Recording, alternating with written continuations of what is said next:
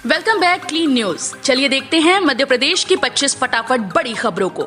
इससे पहले आप एमपी के किस जिले से न्यूज को देख रहे हैं हमें कमेंट बॉक्स में जरूर बताइए। साथ ही डेली अपडेट रहने के लिए चैनल को सब्सक्राइब कर बेल आइकन को दबाना बिल्कुल न भूलें। आज का लाइक एम 3000 है, उम्मीद करते हैं कि आप इसे पूरा करेंगे। 250 करोड़ तक का कारोबार होगा अब छोटा मध्यम उद्योग। प्रदेश में अब 250 करोड़ तक का कारोबार करने वाले उद्योग छोटे व मध्यम श्रेणी के माने जाएंगे। इतना ही नहीं, 50 करोड़ तक का निवेश भी छोटे मध्यम उद्योग की श्रेणी में आएगा। इसके लिए राज्य सरकार ने मंगलवार को मंत्रालय में मुख्यमंत्री शिवराज सिंह चौहान की अध्यक्षता में कैबिनेट बैठक में एमएसएमई विकास योजना और एमएसएमई प्रोत्साहन योजना में संशोधन के प्रस्ताव को मंजूरी दे दी। केंद्र सरकार ने दी फसल बीमा के फॉर्मूले को मंजूरी, किसानों को मिलेगा फायदा। खरीफ फसल की बोवनी कर चुके किसानों को प्रदेश में अब फसल बीमा होगा। केंद्र सरकार ने प्रदेश के लिए फसल बीमा के फॉर्मूले को मंजूरी दी है। इसके तहत 80% से कम फसल को नुकसान होने पर बीमा कंपनी कुल दावे और प्रीमियम के अंतर की राशि सरकार को लौटाएगी।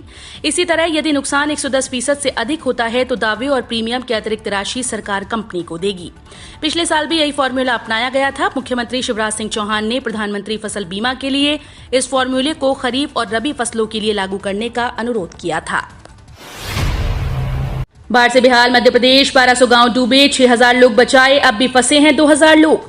बाढ़ ने मध्य प्रदेश को बेहाल कर रखा है। राज्य के मुख्यमंत्री शिवराज सिंह चौहान ने बुधवार को बताया कि भारी बारिश से करीब 1200 गांव प्रभावित हुए। अब तक 5950 लोगों को सुरक्षित जगहों पर पहुंचाया जा चुका है। आर्मी, एनडीआरएफ, बीएसएफ और राज्य की दूसरी अन्य एजेंसीज राहत और बचाव के कार्य में लगातार जुटी हैं। इंदौर में electric smart scooter launch, charging point भी तैयार। भारत के पहले इंटेलिजेंट इलेक्ट्रिक स्कूटर निर्माता कंपनी ने इंदौर में कदम रख दिया है। एथर एनर्जी ने इंदौर में इलेक्ट्रिक स्कूटर को लॉन्च करते हुए शहर में अलग अलग जगह चार्जिंग प्वाइंट बनाने का ऐलान किया है। आईआईटी के पूर्व छात्रों ने इस कंपनी की स्थापना की और फ्लिपकार्ट के संस्थापक जैसे लोग इस कंपनी के निवेशक बने हैं। 2 लाख किसानों को मिलेंगे सोलर पंप, सरकार देगी सब्सिडी। केंद्र सरकार की ओर से किसानों के लिए कई लाभकारी योजनाएं चलाई जा रही हैं, जिनका लाभ किसानों को मिल रहा है। वहीं राज्य सरकारें भी अपने अपने स्तर पर योजना का संचालन कर किसानों को सहायता प्रदान कर रही हैं।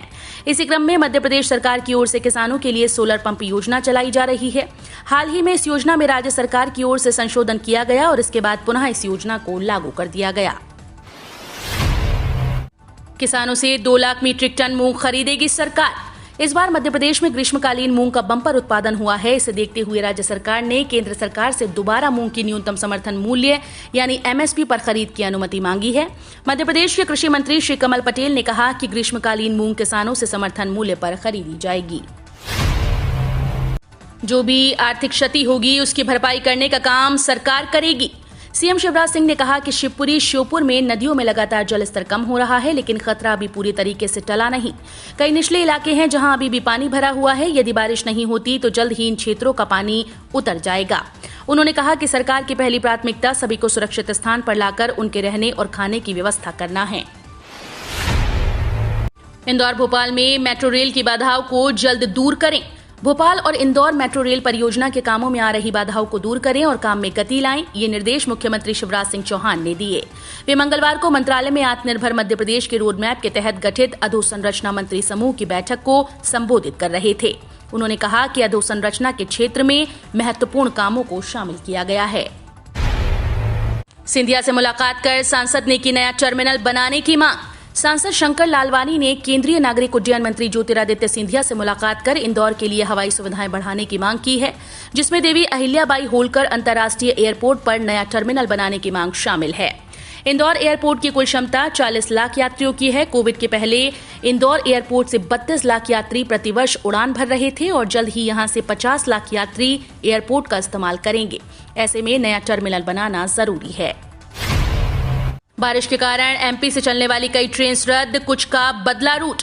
देश के कई राज्यों में भारी बारिश से हाहाकार मचा हुआ है। लगातार हो रही बारिश से जनजीवन अस्त व्यस्त हो रहा है। कई जगहों पर तो बाढ़ जैसे हालात पैदा हो गए। वहीं दूसरी तरफ भारतीय रेलवे को भी भारी बारिश के कारण कई ट्रेन रद्द करनी पड़ी। पश्चिमी रेलवे ने भी विभिन्न रूट्स पर कई ट्रेन को रद्द कर दिया है। मध्य प्रदेश में कर्मचारियों के अमर्यादित प्रदर्शन पर मुख्यमंत्री ने जताई नाराजगी, हो सकती है कार्रवाई।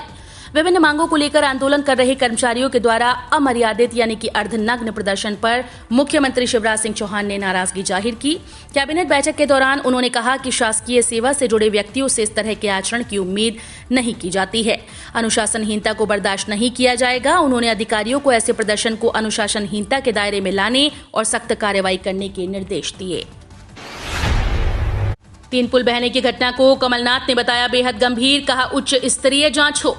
मध्य प्रदेश कांग्रेस कमेटी के प्रदेश अध्यक्ष और पूर्व मुख्यमंत्री कमलनाथ ने बारिश में 3 पुल बहने की घटना पर चिंता जताई।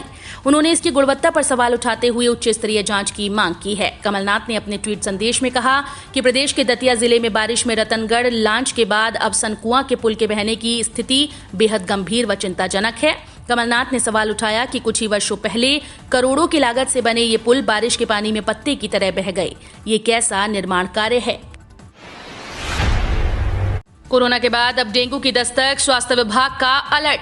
कोरोना संक्रमण के बाद एक बार फिर से डेंगू ने दस्तक दी है। पिछले 15 दिनों में अभी तक शहर में 2 लोग डेंगू से पीड़ित निकल चुके हैं। ये दोनों ही मरीज दूसरे शहरों से आए हैं। इसमें पहला मरीज मुरैना से 17 जुलाई को JAH में इलाज के दौरान जांच में डेंगू का निकला था। वहीं दूसरा मरीज सागर में नौकरी करने वाला पुलिस कर्मचारी है। कृषि हो या कोविड सरकार, सदन में चर्चा के लिए तैयार। विपक्ष के मन में स्पष्टता नहीं। संसद में बने गतिरोध के लिए विपक्ष ने सरकार पर निशाना साधते हुए उस पर अड़ियल और अभिमानी होने का आरोप लगाया। अब इसको लेकर केंद्रीय कृषि मंत्री नरेंद्र सिंह तोमर ने विपक्ष पर पलटवार किया और कहा कि उनके मन में मुद्दों को लेकर स्पष्टता नहीं है। उन्होंने कहा कि हम सदन में चर्चा के लिए तैयार हैं। सुप्रीम कोर्ट की बड़ी टिप्पणी, एडल्ट्री के सबूत नहीं तो DNA टेस्ट की अनुमति नहीं। सुप्रीम कोर्ट ने कहा कि अगर एडल्ट्री का कोई प्राथमिक सबूत नहीं है तो शादी के दौरान पैदा हुए बच्चे की वैधता स्थापित करने के लिए DNA टेस्ट का आदेश नहीं दिया जा सकता। संसद में भी गूंजा दिव्यांग कैडेट्स का मामला। रक्षा मंत्री ने कहा सरकार दिव्यांग पेंशन देने पर कर रही विचार। सेना और सरकार की अनदेखी झेल रहे दिव्यांग कैडेट्स का मामला बुधवार को संसद में भी गूंजा। लोकसभा में AIMIM पार्टी के अध्यक्ष असदुद्दीन ओवैसी और उनकी ही पार्टी के सांसद इम्तियाज जमील ने रक्षा मंत्री राजनाथ सिंह से मौखिक सवाल पूछा कि सरकार घायल हुए कैडेट्स को लेकर कितनी गंभीर है। जवाब में रक्षा मंत्री ने बताया कि सरकार दिव्यांग कैडेट्स को दिव्यांग पेंशन देने पर विचार कर रही है। MSP के नाम पर हो रहा बड़ा घोटाला, बोले राकेश टिकैत, कहा पर्दाफाश करेंगे। कृषि कानूनों को लेकर किसान संगठनों और केंद्र सरकार के बीच विवाद थमने का नाम नहीं ले रहा। सरकार के बीच विवाद है। दोनों ही पक्ष अपनी मांगों को लेकर अड़े हुए हैं। जहां किसानों का कहना है कि सरकार को MSP पर कानून बनाना होगा, वहीं सरकार का कहना है कि वो लिखित तौर पर MSP लागू करने के लिए तैयार है। मोदी कैबिनेट की अहम बैठक, राज्यों में OBC आरक्षण के बिल पर लगेगी मोहर। प्रधानमंत्री नरेंद्र मोदी की अगुवाई में केंद्रीय कैबिनेट की बैठक हुई। इस बैठक में केंद्र सरकार एक बार फिर से OBC वर्ग के लिए बड़ा फैसला ले सकती है। जानकारी के मुताबिक केंद्रीय कैबिनेट से बुधवार को संविधान संशोधन बिल को मंजूरी मिल सकती है। ऐसा होने पर राज्यों को अपनी OBC लिस्ट बनाने का अधिकार होगा। MP की आंगनवाड़ी और अस्पतालों की रसोई में इस्तेमाल होगा डबल फोर्टिफाइड नमक। प्रदेश के 94,000 से ज्यादा आंगनवाड़ी केंद्रों में बच्चों, गर्भवती और धात्री माताओं और सरकारी अस्पतालों में मरीजों के लिए बनने वाले खाने में अब डबल फोर्टिफाइड नमक का इस्तेमाल किया जाएगा। प्रदेश के 20 जिलों में 2 साल से इस नमक का प्रयोग तौर पर इस्तेमाल हो रहा है। इसके अच्छे परिणाम आने पर इसे बच्चों, गर्भवती, धात्री माताओं और मरीजों के खाने में इस्तेमाल करने का फैसला लिया गया। रवि दहिया, नीरज चोपड़ा फाइनल में पहुंचे। महिला हॉकी टीम दीपक पूनिया से मेडल की उम्मीद कायम। टोक्यो ओलंपिक में बुधवार का दिन भारत के लिए शानदार रहा। भारतीय मुक्केबाज रवि दहिया ने फाइनल में पहुंचकर अपना पदक पक्का किया। वहीं मुक्केबाज लवलीना बोरगोहेन भारत को तीसरा पदक दिलाया। 23 वर्षीय मुक्केबाज ने कांस्य पदक जीता। नीरज चोपड़ा ने जेवेलिन थ्रो के फाइनल में प्रवेश कर लिया है। वो क्वालिफिकेशन में टॉप पर रहे और इससे उनके पदक की उम्मीद बढ़ गई है। UAE ने भारत से फ्लाइट्स पर बैन में दी ढील, अन्य देशों से भी हटाया प्रतिबंध। UAE ने भारत से जाने वाली उड़ानों पर कोरोना के चलते लगे प्रतिबंध में ढील दी है। इसके तहत ट्रांजिट उड़ानों की इजाजत होगी। साथ ही UAE की वैध नागरिकता रखने वाले वैक्सीनेटेड लोगों को भी यात्रा की इजाजत होगी। UAE ने ऐलान किया कि आज गुरुवार यानी 5 अगस्त से ट्रांजिट उड़ानों यानी UAE के रास्ते दूसरी जगहों पर जाने के लिए भारत से फ्लाइट्स पर लगा बैन हट जाएगा। PM मोदी को बाइडेन का फोन, इमरान खान को ना बौखलाया पाकिस्तान, अमेरिका को दी गीदड़ भभकी। अमेरिका के राष्ट्रपति जो बाइडेन के पदभार संभालने के बाद अब तक पाकिस्तानी प्रधानमंत्री इमरान खान को फोन नहीं करने पर पाकिस्तान बौखला गया और ब्लैकमेल करने लगा। पाकिस्तान के बड़बोले राष्ट्रीय सुरक्षा सलाहकार मोईद यूसुफ ने धमकाने के अंदाज में कहा कि अमेरिकी राष्ट्रपति लगातार पाकिस्तान की उपेक्षा करते रहे तो हमारे पास और भी विकल्प मौजूद हैं। मध्य प्रदेश उपचुनाव में भाजपा फिर से शिवराज तो कांग्रेस कमलनाथ के भरोसे। मध्य प्रदेश में एक बार फिर उपचुनाव होने जा रहे हैं तो चेहरे भी फिर से शिवराज सिंह चौहान और कमलनाथ ही होंगे। भाजपा जहां शिवराज सरकार भरोसा बरकरार के भरोसे है तो कांग्रेस कमलनाथ सरकार के 15 महीने के कार्यकाल के ओबीसी वर्ग को आरक्षण और किसानों की कर्ज माफी पर दांव लगाने को तैयार है। मध्य प्रदेश में अब निजी एजेंसी बनाएंगी माइनिंग प्लान। नदियों से बेतहाशा रेत निकालने पर लगेगी रोक। प्रदेश में अवैध रेत उत्खनन और उससे नदियों, पर्यावरण, जैव विविधता और जलीय जीवों पर पड़ने वाले असर को देखते हुए उत्खनन योजना बनाने का जिम्मा निजी एजेंसी को सौंपा जा रहा है। ये एजेंसी केंद्र सरकार की देखरेख में काम करेगी और रेत भंडारण वाले प्रदेश के 40 जिलों में वैज्ञानिक और तकनीकी आधार पर सर्वे करेगी।